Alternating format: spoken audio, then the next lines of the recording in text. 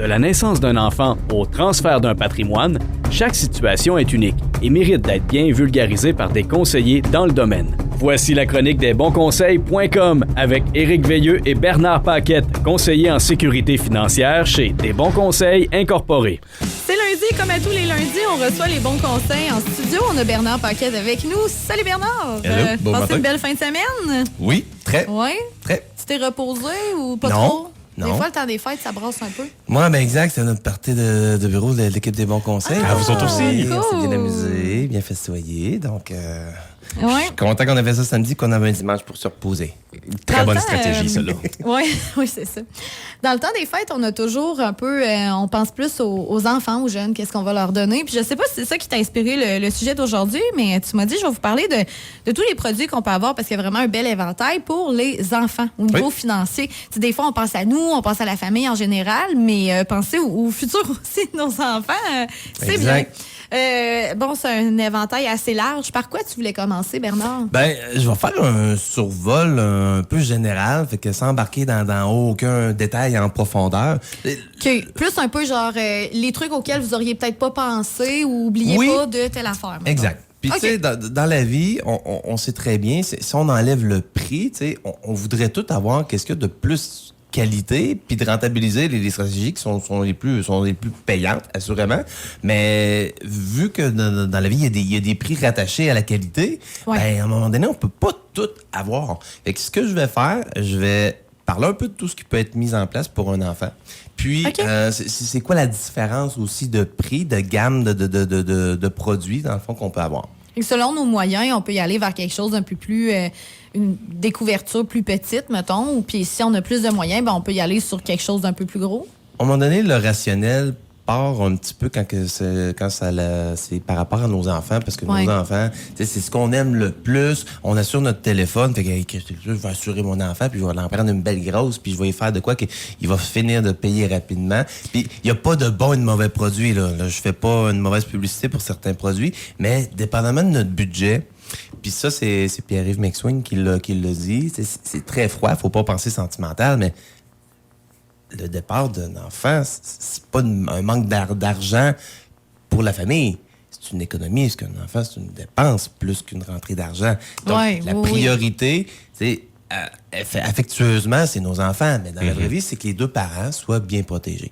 Mais là, aujourd'hui, qu'est-ce qu'on fait? On parle d'un petit peu tout. Mettons, l'assurance vie, je pense que c'est le premier produit ou souvent la première raison du pourquoi que les parents viennent nous rencontrer. Okay. J'ai eu mon premier bébé, j'aimerais ça l'assurer. Qu'est-ce qu'on peut faire? Fait que là, je vais faire des comparatifs. Vous savez, dans l'assurance vie, il y a des produits qui sont permanents, qui restent la vie durant, et des produits qui sont temporaires. Bien entendu, il y a un impact aux deux. Fait que les produits permanents, ils peuvent être payés toute la vie ou ils peuvent être payés sur des périodes abrégées. Mais normalement, quand tu prends une assurance vie pour ton enfant, c'est pour que ça lui reste à l'âge adulte puis ça lui coûte moins cher, dans le fond? Ben, normalement, tout dépend de la raison. Mais pourquoi on prendrait un pourquoi. temporaire dans ce cas-là? Parce que je veux dire, c'est extrêmement rare qu'un enfant quitte prématurément. Ben oui, mais en même temps, ça l'arrive. La priorité, justement, c'est d'assurer ce qu'on appelle l'assurabilité. Faire en sorte que notre enfant qui vient de naître, lui, c'est un artiste, il vient, il fait partie d'un cirque. Puis c'est l'homme canon, lui.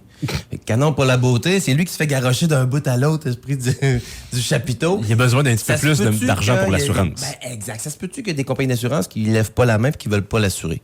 Ou si on y va dans quelque chose de peut-être un peu plus fréquent, admettons qu'il a fait des essais dans sa vie, qu'il a essayé certaines drogues, il a fait quelques affaires de vie, il s'est acheté de l'expérience, puis ça se peut qu'il soit pendant un certain temps. Ça se peut que pendant un certain temps qu'il soit non assurable. Mais quand on place un produit qui est temporaire, ce qui est bien, c'est qu'on sait que l'enfant, rendu à l'âge adulte, puis à l'âge adulte, je parle pas de 18 ans, là, admettons, moi, ce que je vends assez souvent, c'est des temporaires 30 ans pour des enfants. Pourquoi? Ça permet de mettre un plus gros capital assuré et faire en sorte que, par exemple, on a pris une couverture de 100 000 pour l'enfant. Fait que si on fait partie des faibles risques, mais quand même mes risques existants, que notre enfant décède, c'est pas 10 000 que je reçois, c'est un 100 000 qui peut permettre Oui, s'il est parti de la maladie, ben on va s'être absenté pendant un temps du travail, on va manquer du travail. Si c'est un accident, ben le traumatisme que ça l'entraîne, etc. Fait que ça se peut qu'on soit un bout sans travailler. Fait qu'à un moment donné, une couverture de 10 000, ça se peut qu'il t'en manque un peu à la fin pour si tu as besoin de support convalescence. Autre aussi, après un accident, les assurances pour santé mentale, ça finit, selon la compagnie, par arriver à terme. Là. C'est ça. Puis un temps en temps, ben dans le fond, ça paye logiquement la période à charge, à moins qu'on ait un Tanguy qui reste jusqu'à 35 ans, mais en général, 30 ans, il est parti de la maison, il devrait. Ouais. Puis, tu sais, un 100 000 va coûter peut-être une quinzaine, entre 10 et 15 $ dans le fond de couverture par mois. Puis le même 100 000, admettons, je veux le payer rapidement, je veux le payer en 10 ans, ben un 100 000 payé en 10 ans, ça coûte environ 80 par mois. Mais on s'entend que le 100 000 payé en 10 ans, il est à vie. C'est qu'une fois que tu l'as fini de le payer, il est clair, fait que tu as acheté, grosso modo, 100 000 pour environ un 9 000. Fait qu'il y a-tu une rentabilité? Oui. Mais concrètement, c'est de l'argent que tu ne verras pas, qu'on ne souhaite pas voir, ton enfant ne le verra pas, ça va aller à tes petits-enfants. Donc, produit extrêmement de qualité, mais est-ce qu'on a toujours besoin? Est-ce qu'on a le budget pour faire ça? Puis tu en as un, c'est une affaire. Mais si tu en as 3, si tu as 3 protections qui te coûtent environ 80 par mois, mais ça s'en vient un paiement. Moi, ce que je me demande, c'est que...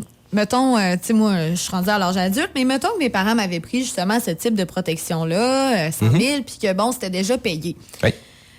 Moi, en tant qu'adulte, je m'achète une maison, j'essaie de me prendre une assurance vie pour moi, mais comment ça marche, dans le fond? Est-ce que je peux reprendre cette assurance-là puis en rajouter par-dessus, ou c'est à part? Ça, c'est comme à part? On le considère. On considère l'assurance parce que l'assurance est sur ta tête. Mais oui, bien entendu, tu sais. Même si c'est pas nous qui l'a payé, ça devient comme à nous, entre guillemets. Ben, exact. C'est pour nous, genre. Puis, tu sais, logiquement, les parents se mettent bénéficiaires, bien entendu, du contrat d'assurance. Puis, tant aussi longtemps, dans le fond, que tu n'es pas marié ou que tu n'as pas des enfants, ben, c'est eux qui vont avoir la facture fiscale ou qui vont recevoir les dettes à payer et les montants d'argent. Donc, si jamais c'est le cas, ben, on le considère que cette partie-là va rentrer, mais advenant le cas que tu es rendu en couple, puis que tes parents, oui, ils n'ont une protection à toi, mais qui sont encore bénéficiaires, il faut pas que je le calcule dans le besoin familial, parce que ça se peut très bien que les parents n'en donnent pas nécessairement à ton chum, à ton conjoint. Donc, c'est pour ça qu'on le calcule, oui, mais éventuellement, c'est le genre de contrat que les parents vont transférer à leur enfant pour qu'eux-mêmes continuent à payer si c'est un payable à vie ou que tu puisses au moins mettre les bénéficiaires que tu veux dessus. OK. Fait que ça, mettons, on a parlé de payable rapide. Fait que si je veux le payer en 10 ans, 80, mais admettons la même protection, je veux la payer, mais qu'elle demeure à vie. Faire en sorte que, oui, je vais payer plus longtemps. Fait qu'en bout de ligne, ça va-tu me coûter plus cher? Oui. Mais je passe de 80 à 30 $ pour le même 100 000. Fait qu'il est permanent. Fait que si je décède l'année prochaine ou si je décède à 97 ans, il est là. Ben ça, 30 $. T'sais, oui, je vais le payer à vie, mais 30 $ dans 40 ans, là, on s'entend-tu que ça vaut plus grand-chose? La prime est garantie. Ah, OK, le prix va pas s'ajuster avec l'inflation. Ça reste 30$. Il reste comme ça. Et qu'à un moment donné, c'est le genre de contrat encore là que tu vas transférer à ton enfant. Tu vas dire, regarde, je t'ai assuré quand t'es né. Fait qu'au lieu d'avoir un 100 000 qu'à 28 ans te coûte, admettons, la même protection que t'en coûte justement 80, ben ça t'en coûte 30, puis ça va te coûter 30 le reste de tes jours. Mais en ce là, tu es content. Tu t'es fait payer une protection pendant longtemps. Ton assurabilité est faite, puis c'est un contrat qui te transfère éventuellement. OK. Fait qu'on a passé de 80, on a un à 30. On a un, tantôt que j'ai parlé de temporaire à 30 ans, qui peut être intéressant, qu'on va jouer dans des dizaines de dollars par mois. Puis il y a aussi le fameux avenant. Un avenant, c'est quoi? C'est une protection qu'on rajoute sur un contrat qui est déjà en vigueur. Fait que si jamais je commence ma famille, mais j'ai l'intention d'en avoir une petite meute, là. J'en veux 3-4, là. Je sais pas encore c'est quoi, mais j'en veux plusieurs enfants. Ben, rendu là, c'est une protection qu'on met sur le contrat qui va assurer l'enfant existant et les enfants futurs. Donc, à chaque fois qu'il y en a un nouveau, il est automatiquement assuré, puis je dis automatiquement, mais Il y a une clause de survie de 15 jours. Malheureusement, il n'y a rien qui couvre les enfants morts-nés. Donc, mais bref, les enfants vont tout être assurés. Puis ça, on parle peut-être d'une quinzaine de dollars, entre 10 et 15 dollars encore là, sur le contrat. Mais ça peut être une belle option, là. Ben, ça peut être une très belle option. On rajoute juste un 10-15$ par mois. Les montants, par contre, on peut pas monter jusqu'à des 100 000 de protection. Les compagnies qui assurent le plus haut en avenant, c'est des 25 000. Mais ce qui est intéressant avec ce contrat-là, c'est que tes enfants rendus à 30 ans sont encore assurés là-dessus? Non. Ça va jusqu'à 21 ans de l'enfant. Si l'enfant est toujours à la maison et travaille, puis si jamais il est aux études, ça va le couvrir jusqu'à 25 ans. Puis à partir de ce moment-là, encore là, admettons que c'est un cascadeur puis que c'est quelqu'un de rock'n'roll dans la vie puis qui serait dur à assurer, ils peuvent, sans question d'assurabilité, jusqu'à quintupler cette protection-là. Fait que j'ai pris un avenant que tous mes enfants sont assurés de 25 000. Ça garantit aussi là, une certaine assurabilité, au moins pour l'enfant. C'est exactement ça. C'est exactement ça. Fait que tu peux transformer ton 25 en 125 000. Comme tu nous as dit tantôt, tout dépendamment de notre situation, notre budget et de ce qu'on veut faire un peu, il y a plusieurs options possibles. Oui. Je pense que la meilleure façon de connaître ces options-là, c'est d'aller vous voir, jaser de notre famille puis de notre budget avec toi ou avec quelqu'un d'autre de l'équipe, puis prendre une décision par la suite. Super rapide. Je sais, si tu fais cette tournure-là, que la chronique achève. Mais super rapide. Une des choses qui commence à connaître la ritournelle, là. Hey, les assurances maladies graves pour les enfants, oui, un peu plus dispendieux, mais ça peut scraper tout le setup de la famille. Ouais. Que tu sois bien nanti ou pas, ça peut vraiment changer. Alors, quand même, à prioriser. Oui, c'est un peu plus dispendieux, mais même affaire, il peut y avoir des protections style avenant qui va coûter des vingtaines de dollars, mais qui va couvrir tous les enfants. Puis si on fait une économie, ne serait-ce que de 50 dollars par mois sur nos contrats d'assurance pour assurer nos enfants, investissez ça dans un REA. Une cotisation de 500$ par mois qui va donner un 600 annuel, dans le fond, va apporter un 23 400, quasiment 23 500 $ que vous allez avoir mis de côté pour les études de vos enfants. C'est bon. Puis, l'argent que j'ai mis là-dedans, après ça, je peux même la réutiliser pour la remettre dans mes REER. Parce que l'argent que j'ai cotisé, dans le fond, elle me revient par la suite. Okay. Fait que c'est même pas de l'argent que je suis obligé nécessairement de donner à mon enfant. C'est juste de dire, je vais chercher de l'argent que le gouvernement est prêt à me donner. Si je le fais pas, je laisse l'argent sur la table. Puis si on fait la stratégie que je viens de dire, on double pratiquement notre capital avec une mise de fonds d'en bas de 9 000. Je vais aller chercher au-dessus de 10 000, quasiment 11 000 $ de subvention. C'est intéressant à faire? Totalement. Oui, puis ça, je pense que moi-même, j'en avais déjà profité. J'avais mis l'argent à la place de mes parents. J'en avais donné. Puis c'est hot quand t'es jeune, là, parce qu'il y a des subventions par rapport à ça. C'est vraiment très, très cool. C'est un 30 % que tu vas chercher. Et les jeunes, justement, là, qui ont peut-être, c'est jusqu'à quoi, 16 ans, je pense? On peut jusqu'à 17. Fait que dans 17, le fond, là, ouais, exact. Fait que les jeunes là, qui voient la fin d'année arriver, qui ont fait des sous là, durant l'année, là, qu'il y a quelques mille qui traînent dans leur compte, là. Ouais, oui, levez la main. Vous aimez ça avoir quelques scènes de ristourne, là. Levez la main pour aller chercher un 30 %, c'est intéressant. Hey, merci Bernard, desbonsconseils.com. Si les gens veulent te rencontrer puis justement faire ce genre de cheminement-là et de décision-là avec toi.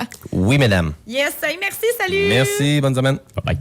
Desbonsconseils.com vous a été présenté par Éric Veilleux et son équipe située au 135-25 boulevard Lacroix à Saint-Georges. De la naissance d'un enfant au transfert d'un patrimoine, différentes stratégies s'offrent à vous. Parce que chaque situation financière est unique. Vous devez vous assurer d'en tirer le maximum. Notre équipe d'expérience est là pour vous donner les bons conseils dont vous avez besoin. Communiquez avec nous au 228-72-24 ou desbonsconseils.com.